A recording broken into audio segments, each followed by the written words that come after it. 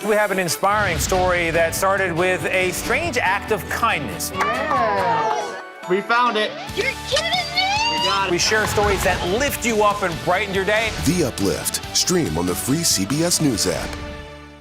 Stories that inform, inspire, and brighten your day. I've been waiting patiently for something like this. Make every day a little more like Sunday morning. Here comes the sun.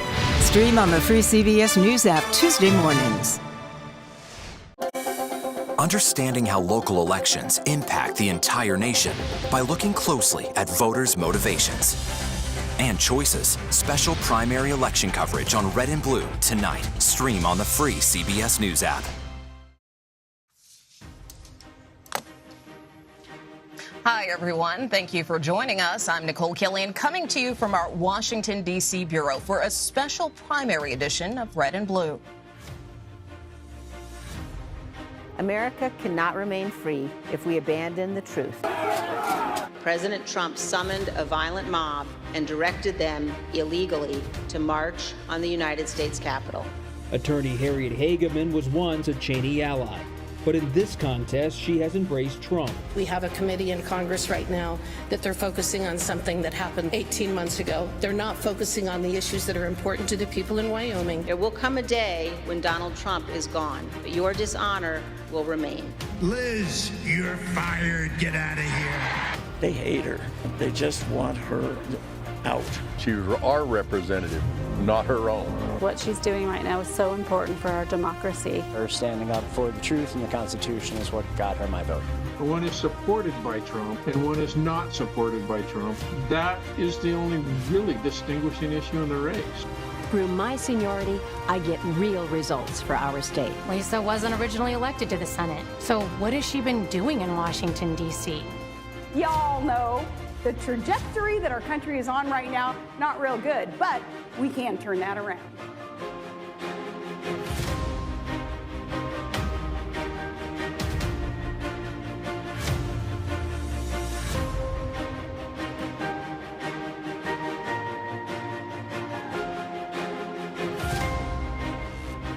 We start with a look at Wyoming's majestic Grand Teton National Park. It is the backdrop for voting in the state's highly contentious House GOP primary. Polls there close in about an hour. We'll be closely monitoring races in that state and Alaska. We have teams in Wyoming, D.C., and New York to help us preview tonight's primaries and break down what these results could mean on the national stage. Republican Congresswoman Liz Cheney is defending her seat against Trump-backed candidate and former Republican National Committee member Harriet Hageman. The daughter of former Vice President Dick Cheney has served in Wyoming's only congressional district since 2016. Since then, she has become one of the most vocal GOP critics of the former president. In 2021, Cheney was one of 10 House Republicans who voted to impeach him. Only 2 of those lawmakers won their primaries earlier this year. The others either lost their primaries or are planning to retire. Cheney also currently serves as the vice chair of the House Select Committee investigating the January 6th attack. In Alaska, former governor and Republican vice presidential candidate Sarah Palin is vying for the last frontier's only congressional seat. The state's first ever ranked choice election pits Palin against Republican businessman Nick Begich and Democratic State Representative Mary Peltola. And in the Senate, incumbent Republican Lisa Murkowski faces off against Trump-backed candidate Kelly Tshibaka. Murkowski was one of 7 GOP senators who voted to convict the former president during his second impeachment trial. And CBS News senior White House and political correspondent Ed O'Keefe joins me now on the desk to help put all of this in context. This is another big night. What are you expecting tonight? Yeah, Nicole, good to see you. I mean, look, all of these elections are local. They're state-based. There'll be reasons why people vote for or against somebody, but they once again reflect the national trends that we've seen all across the country. If you're somebody who's backed by the former president tonight, you're probably going to do pretty well, unless you're Lisa Murkowski, because you're in a situation now that is a completely different kind of voting system in the nation's geographically largest state, but is somebody who has sort of been able to use her independent streak to her advantage. And that's one place where this will work tonight. In Wyoming, of course, the race we've all been waiting for really for much of this year, it does seem as if it's headed towards Liz Cheney's ouster. And, what that says about her future, about the future of the Republican Party, remains to be seen. So, it'll be an interesting night. And I think at this point it's a question of not if, but maybe by how much she loses, unless in the last few days she's convinced enough Democrats and independents to show up and vote in what is an open primary for Republicans in that state. And so on that note, we want to bring in Robert Costa now from Jackson, Wyoming. He is CBS News chief election and campaign correspondent. Good to see you, Bob. We know that you spoke with Congresswoman Liz Cheney, who was accompanied by her father, Dick Cheney, at a polling place today. Let's take a listen to what she said. As a country, we're facing very challenging and difficult times. We're facing a moment where our democracy really is under attack and under threat. And those of us across the board, Republicans, Democrats, and independents, who believe deeply in freedom and who care about the Constitution and the future of the country, I think have an obligation to put that above party. And I think that fight is clearly going to continue and clearly going to go on. Seems like Cheney is playing the long game here. What is your read on how she is feeling about tonight's contest? What is the mood like there? Nicole, Ed, great to be with you here on CBS News. What a moment here in Wyoming. And I don't regret having the assignment to be in beautiful Jackson, as you can see around me. What a piece of America right here. And what a piece of America it is politically tonight. It's a microcosm, as Ed rightly said, of what's happening politically in the country, the dynamics out there in the primary contest, especially on the Republican side. And it was also a reminder of the history that plays into those dynamics. When our CBS News team arrived at a polling place in Jackson, Wyoming, just down the street a few hours ago this afternoon, to see the former vice president, Dick Cheney, who represented Wyoming from 1979 to 89, 2 terms with George W. Bush in the White House, to see him at this stage in his life, his later years, walk alongside his daughter, the Congresswoman, to vote in a primary election where she is poised to be defeated, though you never know in politics. But he was steadfast as he walked toward the polling place, someone who was clearly proud of his daughter, proud of the stand she has taken against former President Trump, a stand he has also taken, cutting an ad for her, calling the former president a coward. All of these things are cascading together in Wyoming in this race that is a national race in many ways because, in part, she's also eyeing a possible 2024 presidential bid, according to some of her allies. And, Bob, in the time you've been there and today, in addition to speaking to the Congresswoman and the former vice president, there were other people in line, of course. What are voters telling you about why they're heading to the polls for this race? And do you get a sense that there's a groundswell of Democrats and independents who are actually showing up to help her tonight in this open primary? Ed, there was certainly a groundswell today of Democrats switching parties to vote for Congresswoman Cheney. But there's a caveat to that statement. There was a groundswell in Jackson, Wyoming. This is a blue oasis in a ruby red state. We saw it up close today, the switching that was going on. There was a long line of Democrats alongside Congresswoman Cheney as she walked into the polling place. But across the state, this is still Trump country. And you see that when you talk to voters who are more conservative, they say they're tired of Congresswoman Cheney and her work on the January 6th committee. They would like the Republican Party to stick with Trump. And, Bob, we know that the former president, of course, is heavily vested in this race. He has made very clear that he wants Liz Cheney out of office. If he succeeds tonight, could this strengthen his hold on the GOP, and could it take some of the attention off of some of the legal challenges he's currently facing? Throughout the year, as we've all covered, whenever Trump wins a primary race, he likes to tout it as a sign of his political capital in the party. But we are at an uncertain moment, I would argue, as a reporter, in terms of where this all goes with the former president. He is facing legal challenges in Georgia. Tonight, some of his allies being told to come down and testify, facing legal challenges in New York, the Manhattan District Attorney, the New York State Attorney General, a congressional probe. all of these things could play into the 2024 discussion, in addition to how all of these primaries are playing out. And my motto as a reporter is assume nothing, because who knows what happens. We didn't think a few weeks ago the former president's home would be raided by FBI agents who are part of a DOJ investigation into his handling of documents, potentially highly classified documents. And so all of this is swirling around what's happening here in Wyoming, in Alaska, and other races this year. And, you know, Bob, so much of the focus has been on the former president's influence, not only in Wyoming, but across the country. But what about House Minority Leader Kevin McCarthy? He's actually there in Wyoming as well. What role has he and House Republicans writ large played in this primary especially? Ed, I think back to our times together covering Capitol Hill more than a decade ago. We chronicled McCarthy as he rose in the ranks. He was part of that original group, the Young Guns, with Paul Ryan and Eric Cantor. And now he's on the brink of being possibly the Speaker of the House next year, should House Republicans take over. To me, this is someone who's made a decision to be with Trump. Cheney was in the leadership. She was often talked about as someone who could be Speaker of the House one day as well. She lost her leadership post due to her clash with Trump.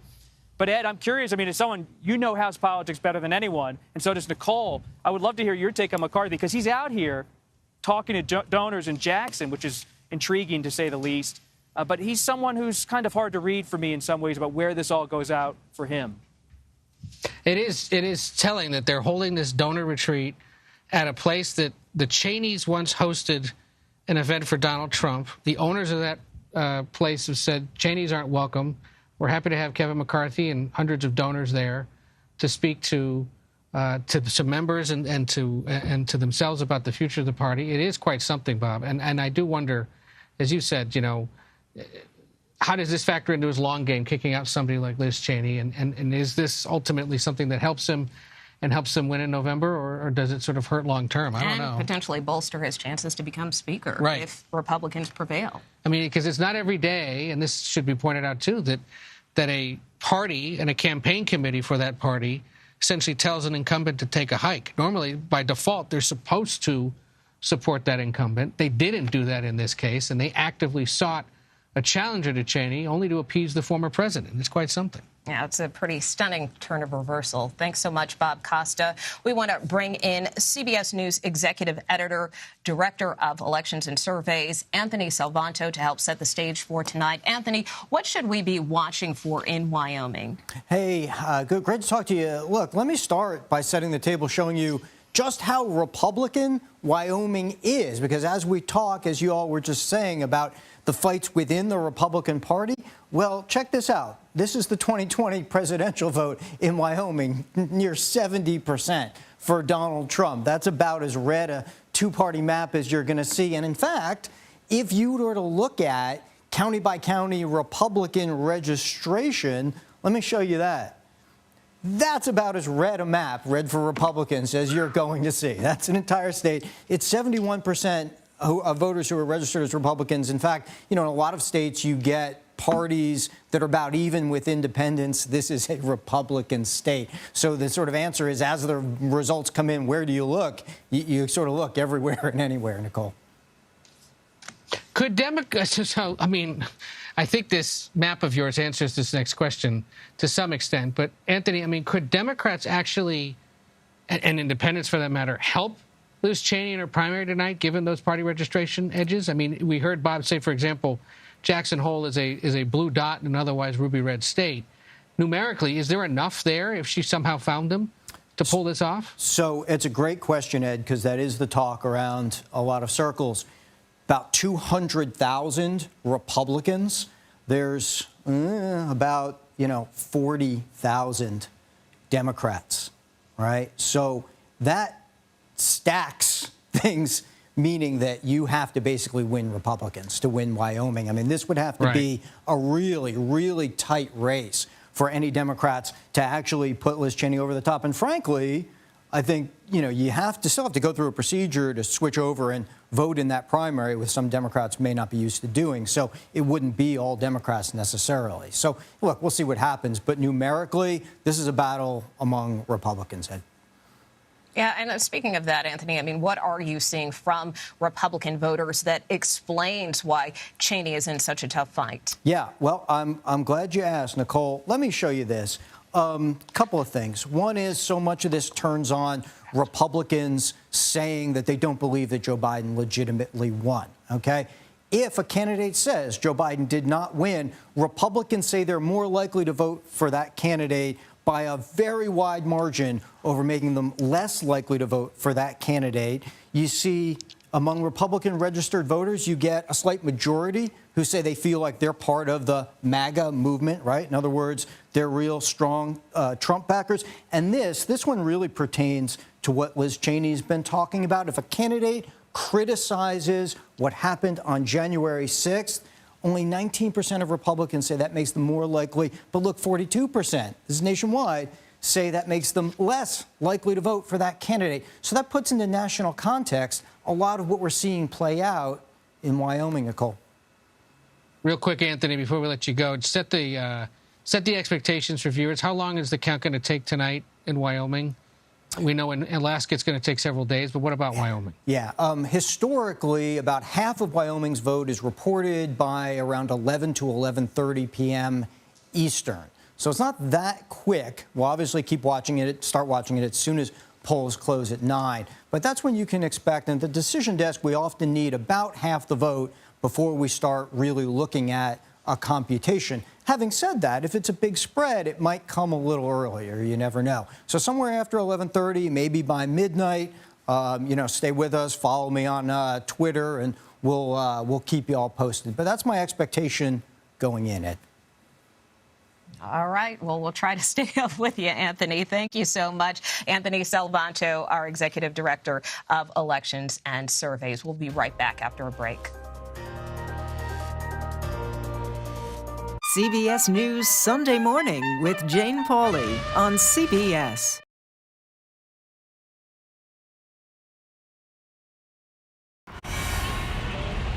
You ready? A generation of kids opens up on CBS Reports. I just want to be like a regular kid. Their world, their struggles, their voices. What if I was white? A lot of people like to call names and make you feel ashamed for being proud of who you are. Now streaming Gender. I did not realize that you could change your gender. Realizing how you feel. You can be a boy, sometimes you feel like a girl, sometimes you feel like both. Redefining who you are. Identify as trans. Gender fluid. Non-binary and queer. Is the idea of gender a thing of the past? And to be yourself, always, no matter what anyone says, I love you. Are the kids all right? Gender. Now streaming on the free CBS News app. I'm Norah O'Donnell in our nation's capital. We're here at the White House with the President of the United States. Thanks for having me. I appreciate it. We've never done an interview like this before. That's correct. Tonight, a congressional investigation sparked by reporting from CBS News. What's your message to consumers? They need help now. Tell him I feel it. The CBS Evening News with Norah O'Donnell from Washington, D.C. on CBS and streaming on Paramount Plus. We will witness yet another moment in history. Want to go someplace new? Yeah, you do. See something new. Learn something new. Meet someone new. Nate B in the house. There's always something new under the sun. CBS Mornings, weekdays.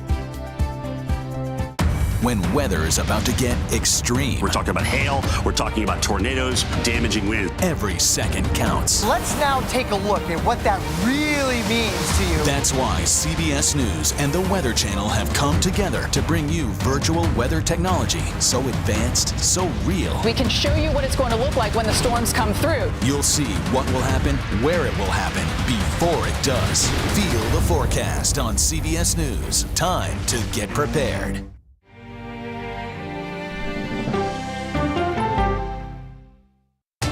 People from every corner of America facing challenges. Everyone is just looking for some type of connection. Just raise your hand and say, hey, I'd like to help. Coming together to find solutions. We are going to do something about it. Their stories are our stories. Welcome to Eye on America. Stream now on the free CBS News app. CBS News Sunday Morning with Jane Pauley on CBS. We have an inspiring story that started with a strange act of kindness. Yeah. We found it. You're kidding me! We got We share stories that lift you up and brighten your day. The Uplift. Stream on the free CBS News app. Stories that inform, inspire, and brighten your day. I've been waiting patiently for something like this. Make every day a little more like Sunday morning. Here comes the sun. Stream on the free CBS News app Tuesday mornings. The midterm elections will determine more than just the balance of power in Congress and state houses across the country. They'll also give us our first nationwide read on what voters think about the U.S. Capitol attack and the baseless claims of fraud in the 2020 election. Some people making those fraud claims are on ballots in state and local races. And as congressional correspondent Scott McFarland reports, so too are some of the people who were actually in the mob on January 6th. In the months after a mob swarmed the U.S. Capitol, some of them falsely claiming fraud in the 2020 election results in states like Arizona, Pennsylvania, and Michigan. 3 men who were in the crowd outside that day have sought high office in Arizona, Pennsylvania, and Michigan. State Representative Mark Fincham, who was outside the Capitol January 6th, is the nominee to be Arizona's top elections official, Secretary of State. Fincham claims the 2020 election was rigged and has been subpoenaed by the House January 6 Select Committee. Also subpoenaed by the committee, Pennsylvania Republican gubernatorial candidate Doug Mastriano, who the committee says was also at the Capitol January 6th and had knowledge of plans to submit a false slate of electors that day. Neither Mastriano nor Fincham is charged with a crime, but Ryan Kelly is. Kelly was a Michigan Republican gubernatorial candidate who lost on primary day but returns to court in September. He's charged with entering restricted grounds and disorderly conduct in a Capitol breach case. None of the 3 shied away from talking about January 6th on the stump. Political analysts say a connection to January 6th has helped or eventually will help some GOP candidates outflank other Republicans in their primary campaigns. How damning can this be? Well, in a general election in a blue state, I don't think it's going to be very helpful, to say the least. But in Republican primaries, it's no wonder that it's been sort of a feather in your cap. If you were at the Capitol on January 6th, it's not going to hurt you. Now, again, in the context of a Republican primary. Former West Virginia Republican State Delegate Derek Evans pleaded guilty in his Capitol riot case and recently began serving a 3-month sentence in prison. He resigned his seat, but told CBS News he's considering a future run for office in his home state. West Virginia Democratic Party leaders slam Evans for his role in the Capitol breach and his suggestion of any future run. But Evans said those who voted for him in the past remain supportive. A lot of these people shook my hand. They thought it was dumb, but they did thank me for having enough guts and backbone to stand up and represent them and make their voices heard. There have also been local candidates charged in January 6 cases. A former Parkersburg, West Virginia city council member and a New Mexico county commissioner who tells me he expects to run again in future elections. Nicole, this isn't the last cycle. I think this dynamic is going to be true. And I think it really raises questions about the impact that this could have not only on the current election, but future elections as well. And I think if you win a primary against somebody who supported the January 6th committee or was somebody supportive of the investigation, you therefore have a mandate with a Republican majority next Congress to investigate the Department of Justice and take a hard line against any investigation of Donald Trump. I want to also turn to, obviously, some of the races that we're watching tonight involving Liz Cheney, Senator Lisa Murkowski. We know that these have been 2 very vocal Trump critics. And so, obviously, we're watching these results closely tonight. But how will their positions on January 6th and the former president factor into tonight's races? Liz Cheney is just a litmus test tonight on January 6th among the Republican base voters. I mean, it's just a straight up or down vote on her and almost clearly defined by January 6th and her role in the committee. Lisa Murkowski, you recall 12 years ago, climbed this mountain by winning a write-in campaign because she lost her primary. This might be less of a steep mountain tonight just because of her vote on the impeachment. My colleague, congressional correspondent Scott McFarland, thanks so much for being with us. Joining us now are Leslie Sanchez and Joel Payne. Leslie is a CBS News political analyst and Republican strategist. Joel is a CBS News political contributor and a Democratic strategist. Leslie, I want to start with you. The January 6th investigation is one of many involving the former president. And there's now a lot of attention, of course, on this FBI search at his Mar-a-Lago home last week. Do you expect that to have any bearing on the races tonight? Not on the races tonight, Nicole. That's, I think, going to be baked in so far.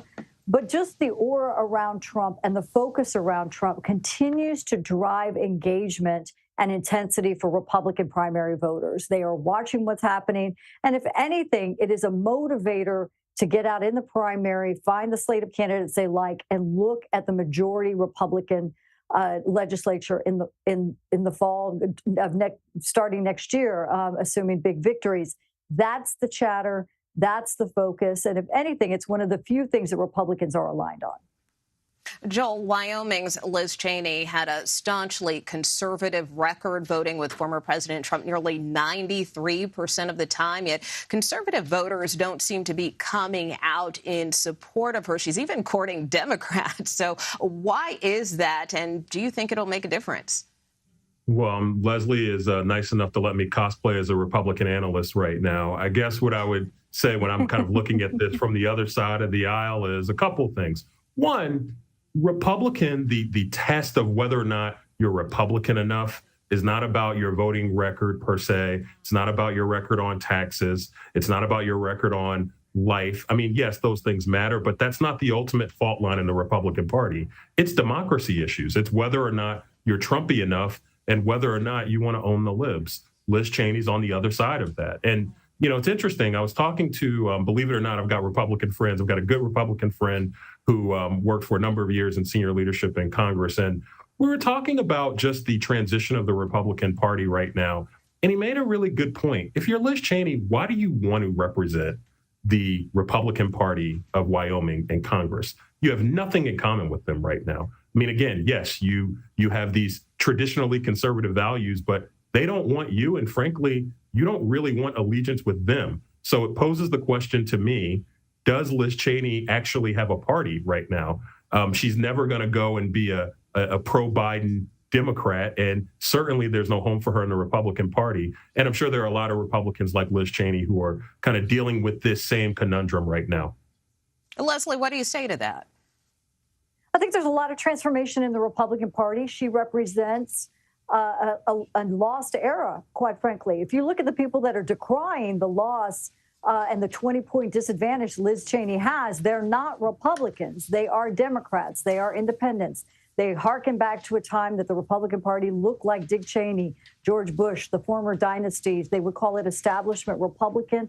This new line, from the Freedom Caucus to the Tea Party to the Trumpism, or any way you want, has been building for decades. And this is someone who is completely out of touch with the mainstream of where this party is and where it sees itself going. And that's why I think a lot of voters are really frustrated with her actions on the January 6th Select Committee. They very much feel that they were talking down to the voters as if they were not informed on what happened on January 6th. This is their words, not mine. And so I feel that's the friction. And just to add to a point that we heard earlier real quickly, we talked about McCarthy being in Wyoming, raising money. Republicans are looking at wins and losses. Who is winning? Who can win? That's where the dollars are flowing. And those are the people that are in the room. And Joel, I want to turn back to you. Do Democrats see pro-Trump candidates as weaker in the general election? I think it depends on where you are, right? So look, Harriet Hageman, if she prevails tonight, you know, a Democrat's not going to be able to successfully challenge her. But you look at the DCCC, right, and some of these Democratic political committees trying to set up the most Trumpy or the most conservative candidate in some of these places. The reason why they're doing that is because they are better general election candidates to face. If you're in Michigan, you'd rather face the Trump loyalist than Peter Meyer, right? If you are in Washington State, you'd rather face the Trump loyalist Dan Kent than Jamie Herrera Butler. Those are just the raw realities of politics. So it depends on where you are. Wyoming tonight, No. In some of those other places that are a bit more politically skewed and a bit more mixed political populations, maybe. All right, Joel Payne, Leslie Sanchez, always a pleasure to have you both. Thank you so much for joining us. Thank you. Coming up, we're going back to Wyoming. Republican Congresswoman Liz Cheney knows her criticism of former President Trump could mean she loses her congressional seat. We'll find out what voters there have to say about their current representative. Liz isn't here finding out what we want her to do. You know what I mean? She's not representing us. She's representing her own interests. Liz Cheney has persecuted President Trump, knowing full well that the state overwhelmingly voted for him twice. CBS News Sunday Morning with Jane Pauley on CBS.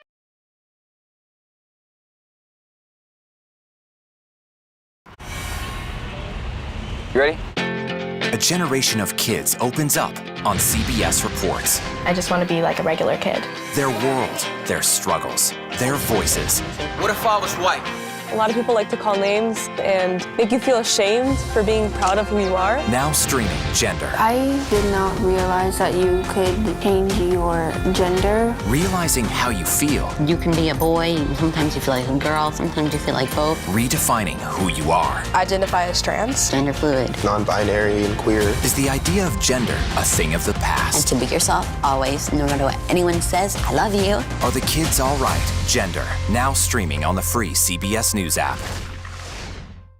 I'm Nora O'Donnell in our nation's capital. We're here at the White House with the President of the United States. Thanks for having me. I appreciate it. We've never done an interview like this before. That's correct. Tonight, a congressional investigation sparked by reporting from CBS News. What's your message to consumers? They need help now. Tell him I feel it. The CBS Evening News with Nora O'Donnell from Washington, D.C. on CBS and streaming on Paramount Plus. We will witness yet another moment in history.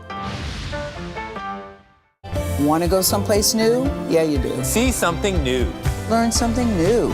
Meet someone new. Nate B in the house. There's always something new under the sun. CBS Mornings, weekdays. When weather is about to get extreme. We're talking about hail, we're talking about tornadoes, damaging wind. Every second counts. Let's now take a look at what that really means to you. That's why CBS News and the Weather Channel have come together to bring you virtual weather technology so advanced, so real. We can show you what it's going to look like when the storms come through. You'll see what will happen, where it will happen, before it does. Feel the forecast on CBS News. Time to get prepared.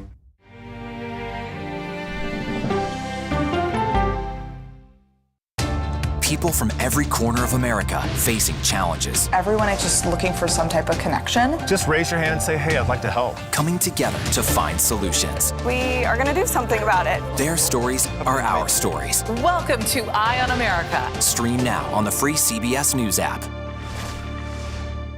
CBS News Sunday Morning with Jane Pauley on CBS. We have an inspiring story that started with a strange act of kindness. Yeah. We found it. You're kidding me! We got it. We share stories that lift you up and brighten your day. The Uplift. Stream on the free CBS News app. Stories that inform, inspire, and brighten your day. I've been waiting patiently for something like this. Make every day a little more like Sunday morning. Here comes the sun. Stream on the free CBS News app Tuesday mornings. Too many people now in the Republican Party who are not taking their responsibilities seriously and who have pledged their allegiance and loyalty to Donald Trump. I mean, it is fundamentally antithetical. It is contrary to everything conservatives believe to embrace a personality cult. And yet, that is what so many in my party are doing today. That was our Robert Costa speaking with Congresswoman Liz Cheney about the influence of former President Trump on the GOP. We want to go back to Wyoming now to discuss more about the primary there. Bob? Nicole, thank you. I'm here with Paul Kane, the esteemed columnist from the Washington Post. Paul, great to have you here in beautiful Jackson, Wyoming. Let's begin with that moment. You and I were both there when Congresswoman Cheney arrived at the polling place alongside her father, Vice President Dick Cheney. You've covered her and him for a long time. What was your impression of that moment? That moment was really fascinating because he was trying to stay out of the picture. He was. He was trying to give her this moment. And she said, "Stand with me, Father." And he said, "Well, I had to ask permission." And she said, "Oh, I know." And so this is an election in which she has fully stepped out of her father's shadow. She has become her own force in Republican politics, in national politics. And, we don't expect her to win tonight. It could be a really ugly finish. But what she was saying to us when we talked to her was it was about the future. This is the beginning of the battle for democracy and fighting Trump. And you asked her a question. You said, Congresswoman, to paraphrase the great Sure. Paul Kane here, you said, hey, you could have run a race that was local, all about Wyoming, but instead you ran a race that focused on national issues. And you asked her point blank, do you have any regrets? And she said, no, none. She has been advised plenty of times by friends, by supporters, by staff that she could, if she had run a race that just talked about all she's done for Wyoming, for the energy industry, and for conservation, the battle between left and right, and sort of threading that needle. She's done a lot for Wyoming, and she could have tried to run a race like that, but she didn't want to. She wanted to run full force right into Trump and make him and the battle for autocracy versus democracy the centerpiece of her campaign. It probably drove away Republican voters here who might have been inclined, who might have given her a chance if it was about Wyoming. And instead, she made it about Trump. That helped bring out some of these Democrats from around here in Jackson. There's a lot of liberals for Liz, but it drove away some of the Republicans. But she has no regrets.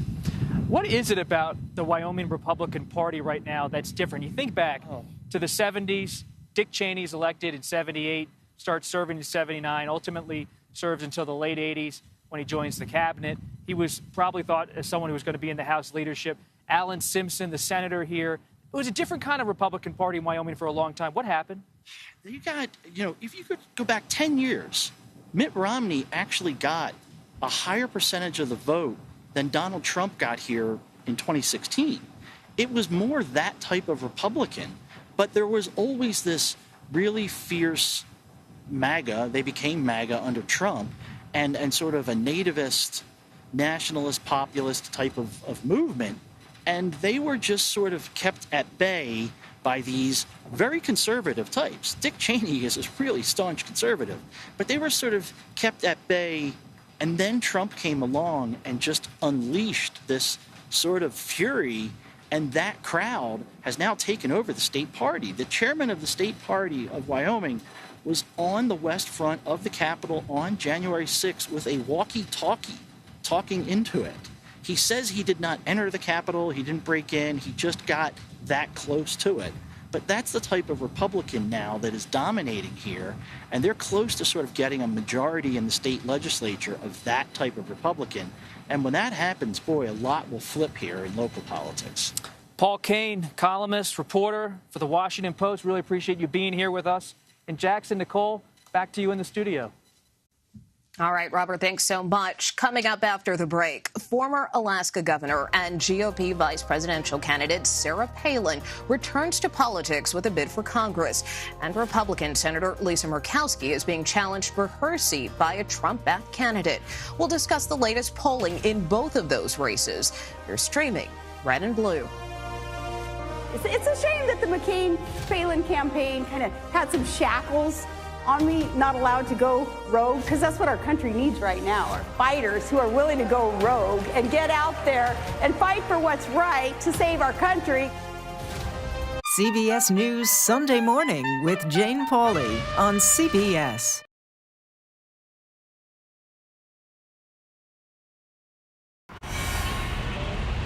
You ready? A generation of kids opens up on CBS Reports. I just want to be like a regular kid. Their world, their struggles, their voices. What if I was white? A lot of people like to call names and make you feel ashamed for being proud of who you are. Now streaming Gender. I did not realize that you could change your gender. Realizing how you feel. You can be a boy, sometimes you feel like a girl, sometimes you feel like both. Redefining who you are. Identify as trans. Gender fluid. Non-binary and queer. Is the idea of gender a thing of the past? And to be yourself, always, no matter what anyone says, I love you. Are the kids all right? Gender. Now streaming on the free CBS News app. I'm Norah O'Donnell in our nation's capital. We're here at the White House with the President of the United States. Thanks for having me. I appreciate it. We've never done an interview like this before. That's correct. Tonight, a congressional investigation sparked by reporting from CBS News. What's your message to consumers? They need help now. Tell him I feel it. The CBS Evening News with Norah O'Donnell from Washington, D.C. on CBS and streaming on Paramount Plus. We will witness yet another moment in history. Want to go someplace new? Yeah, you do. See something new. Learn something new. Meet someone new. Nate B in the house. There's always something new under the sun. CBS Mornings, weekdays. When weather is about to get extreme. We're talking about hail. We're talking about tornadoes, damaging wind. Every second counts. Let's now take a look at what that really means to you. That's why CBS News and the Weather Channel have come together to bring you virtual weather technology so advanced, so real. We can show you what it's going to look like when the storms come through. You'll see what will happen, where it will happen, before it does. Feel the forecast on CBS News. Time to get prepared.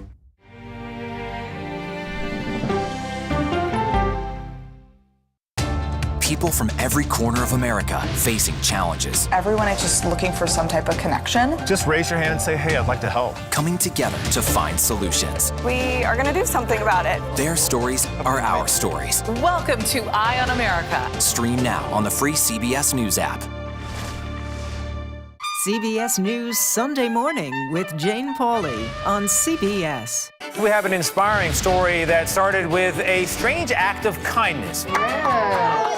We found it. You're kidding me! We got it. We share stories that lift you up and brighten your day. The Uplift. Stream on the free CBS News app. Stories that inform, inspire, and brighten your day. I've been waiting patiently for something like this. Make every day a little more like Sunday morning. Here comes the sun. Stream on the free CBS News app Tuesday mornings. Voters in Alaska are getting their first shot at using ranked choice voting. The state switched to the new system for general elections, including today's special election for Alaska's U.S. House seat. Former Republican governor and vice presidential candidate Sarah Palin is looking to return to elected office in that race. She's also in the open primary for the same seat in the November general election. The other closely watched open primary pits Republican Senator Lisa Murkowski against 18 challengers. The top 4 vote-getters will be on the ballot in November. For more on this, let's bring in CBS News political director Finn Gomez. Finn, incumbent Alaska Senator Lisa Murkowski is one of 7 Senate Republicans who voted to convict former President Trump in his second impeachment trial. She is the only one of that group who's up for re-election. Do you expect that to factor in tonight's race? Absolutely. She has been a target of former President Donald Trump since that vote and of his allies in Alaska. However, because of the open, nonpartisan primary system that is there, it actually benefits her. So it's really about just the top 4 vote getters will move on to the general election in November on that ballot. If this was more of a traditional primary, if it was like Arizona, for example, she could be facing a pretty difficult uphill climb politically. So the fact that she's in this Alaskan system, it actually benefits her. I actually was going to say, I mean, if she survives this, does this more or less make her the anomaly, considering what we've seen in terms of House Republicans who voted to impeach and have either lost their seats or retired in many cases? Yeah, absolutely, Nicole, especially if you compare it to Cheney in Wyoming. I mean, she could absolutely win come November. I mean, most polling in Alaska, and Alaska is a very difficult state to poll in, does show that she has a pretty small lead ahead of Kelly Tshibaka, who is backed by Trump and her closest rival in that primary race. And then let's talk about Sarah Palin. Of course, a lot of discussion about her as well in terms of this congressional seat. I know you once covered her when she was running. I did. I was on her plane. That's right. When she was running for the vice presidential nomination. So, just explain. I mean, it's been a while since she's been in politics. Why is she looking to get back in the game? The timing is right. And if you remember, Palin was really the precursor to Trump in a lot of ways with this conservative populism that's really became embodied his initial 2016 run. I mean, a lot of that was a prelude to that. It was Palin. So now that she's got the backing of the former President Donald Trump, his allies in Alaska. However, though, if you look at this vote, her Republican challenger, Dan Begich, is actually someone who's been endorsed by the Alaska GOP party, while she has been endorsed by Trump and his MAGA allies. So again, it's putting sort of this collision, if you will, between the traditional Republican forces and Trump's MAGA base. Yeah, Nick Begich, and of course, also a Democrat in that race as Mary well. Patola. Yep, so a lot to watch tonight. Ben Gomez, thanks so much.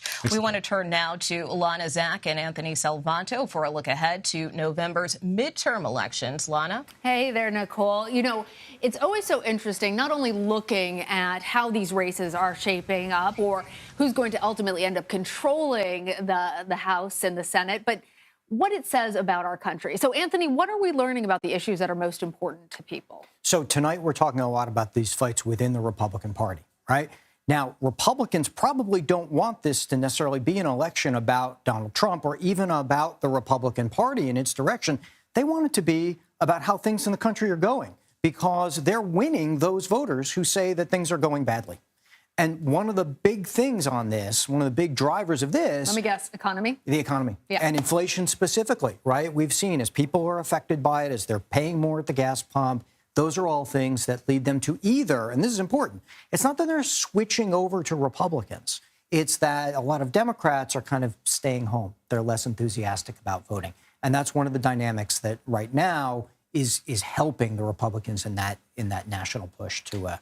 So let's talk about the issues that voters are identifying as very important to them. Well, one of the things that really caught our eye is first you look at everybody. What's very important? And we should point out for everybody, you can pick multiple ones, right? Okay. A lot of things can be important. But the economy comes out on top, and inflation specifically, like we just said. But there is another wrinkle here.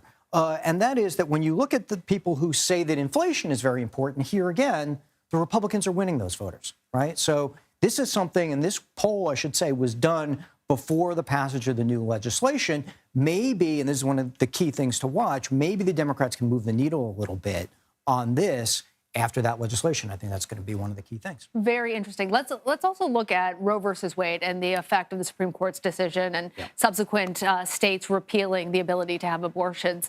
What do we see happening then with voters on that issue? So one key group I want to look at right here is women under 50 who, and we just looked at the slides that everybody's saying the economy was important, but look at where the abortion issue rises up to just basically match. Right. Yeah, basically match within polling error. Yeah. Oh, yeah, definitely. It's all within the margin of error for these. So they're effectively tied on importance of this issue. Well, what does that tell you? Well, it means the Democrats, and we're seeing this already in some campaign ads, are going to start talking about that, start trying to motivate their base because they need to win women by wide margins. And that always goes to the big question, which is who's going to ultimately decide these issues, control of the House and Senate, and what are we seeing in that? Yeah. So a couple of things. One is on the House, just to give people the big picture, this is where it stands at the moment. And our latest estimate, which again was done, I'm going to say it was done a couple of weeks ago. But what we see is the Republicans at the moment with the odds to take the House, albeit not with a huge gain. This would be less than the recent historical average. So not a wave that we see often in the midterms, but certainly with control, the ability to determine much of what happens in this country. All right, Anthony, I could continue talking to you all night. We'll continue to dig deeper into this. Thank you. We have to take a short break, but there is so much more ahead. You are streaming Red and Blue.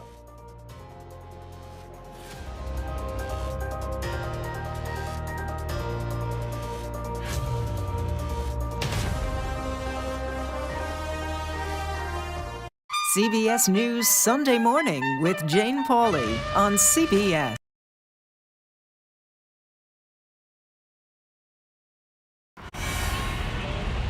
You ready? A generation of kids opens up on CBS Reports. I just want to be like a regular kid. Their world, their struggles, their voices. What if I was white? A lot of people like to call names and make you feel ashamed for being proud of who you are. Now streaming Gender. I did not realize that you could change your gender. Realizing how you feel. You can be a boy, and sometimes you feel like a girl, sometimes you feel like both. Redefining who you are. Identify as trans. Gender fluid. Non-binary and queer. Is the idea of gender a thing of the past? And to be yourself, always, no matter what anyone says, I love you. Are the kids all right? Gender. Now streaming on the free CBS News app.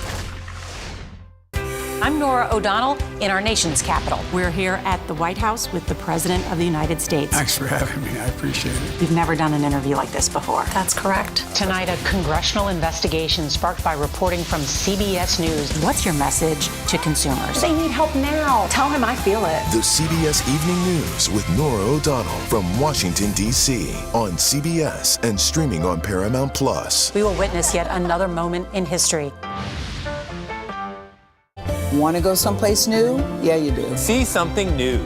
Learn something new. Meet someone new. Nate B in the house. There's always something new under the sun. CBS Mornings, weekdays.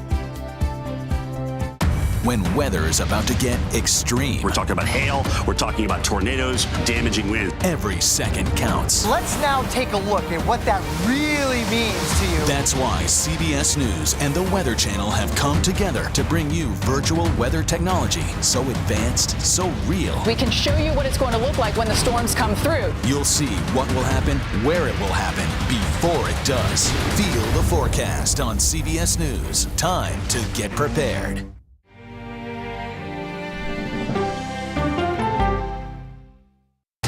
People from every corner of America facing challenges. Everyone is just looking for some type of connection. Just raise your hand and say, hey, I'd like to help. Coming together to find solutions. We are going to do something about it. Their stories are our stories. Welcome to Eye on America. Stream now on the free CBS News app.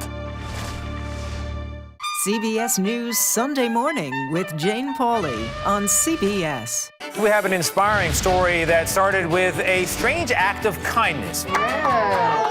We found it. You're kidding me! We got it. We share stories that lift you up and brighten your day. The Uplift. Stream on the free CBS News app. Stories that inform, inspire, and brighten your day. I've been waiting patiently for something like this. Make every day a little more like Sunday morning. Here comes the sun. Stream on the free CBS News app Tuesday mornings.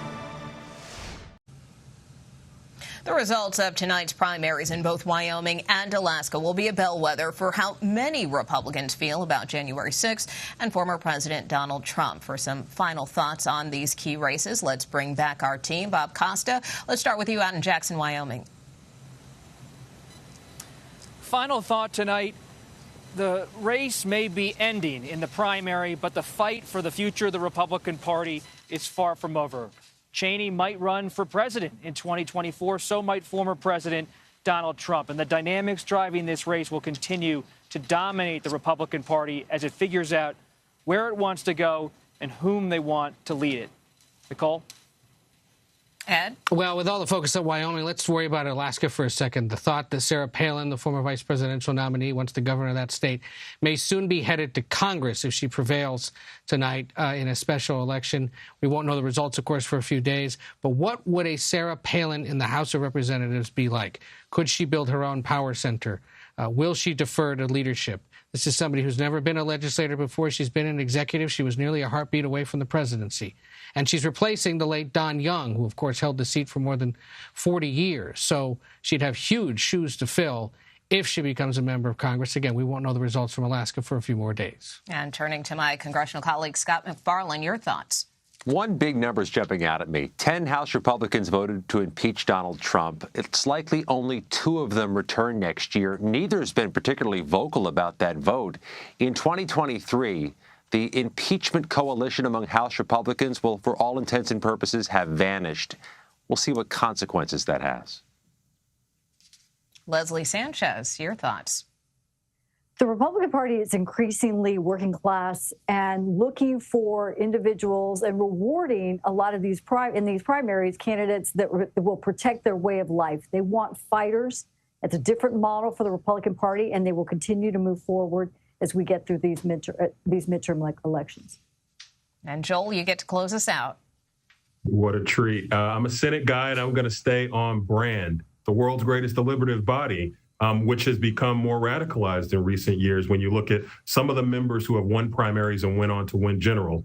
In Alaska tonight, you've got Lisa Murkowski, who's a scion of the middle in the Republican Party. Can she hold on? If she doesn't, what does that mean for the ability to get things done in the Senate, where it relies on folks in the middle, moderates like Joe Manchin, Susan Collins, Lisa Murkowski? They're looking at another one of their members of their cohort possibly up against it politically tonight. And Ed, even though I know it's going to take a while for some of these results to come in, where do we go from here? Well, you know, after tonight, essentially, we're waiting for New York and New Hampshire, and then basically the table's set. And we've seen in recent weeks Democrats perhaps feeling a little more hopeful or enthusiastic about their chances, especially in a lot of those key Senate races that Joel worries about. The president is set to begin selling all the legislation that's been passed this summer in hopes of turning his numbers around. What would that do to scramble the race? And if economic conditions remain as they are, does that benefit Republicans or Democrats? I don't know. You know, we'll have to wait and see. I'd say one other thing, to Scott's point earlier about these 10 House Republicans. Isn't it fascinating that of the two who have prevailed, they prevailed in ranked choice voting or jungle primaries, not the more traditional closed or open primaries that pit two people against each other. And that may ultimately save Lisa Murkowski, as it did 6 years ago in Alaska, because they have such a different way of doing things up there as well.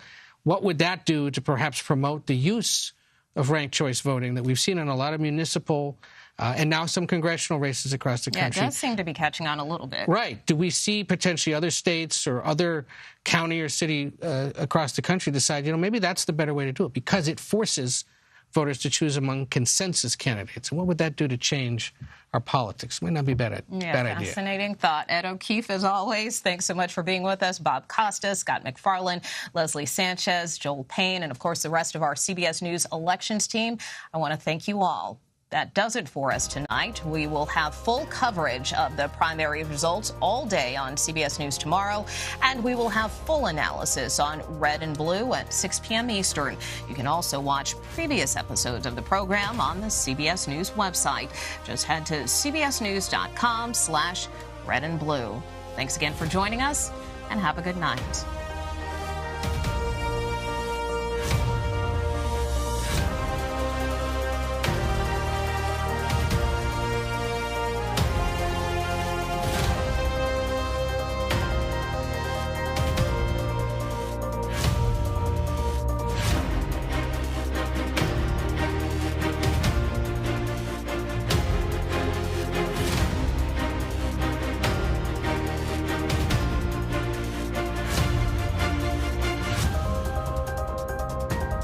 CBS News Sunday Morning with Jane Pauley on CBS.